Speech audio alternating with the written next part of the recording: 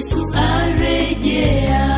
Wasomao maandiko na wafahamu, na myaonapo hayo changamkeni, maana tutaihama dunia ya dhambi, tutaingia kwenye nchi ya ahadi. Wasomao maandiko na wafahamu, tutaingia kwenye nchi ya ahadi. Wasomao maandiko na wafahamu, na myaonapo hayo changamkeni, maana tutaihama dunia ya dhambi, tutaingia kwenye nchi ya ahadi. Wasomao maandiko na wafahamu, tutaingia kwenye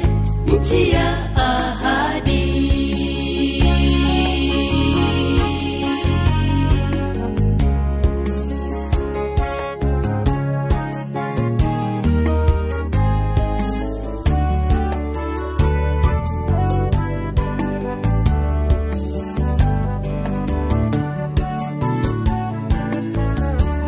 Kwa sababu ya maasi huongezeka sana, upendo wa wengi sasa nao umeshapoa.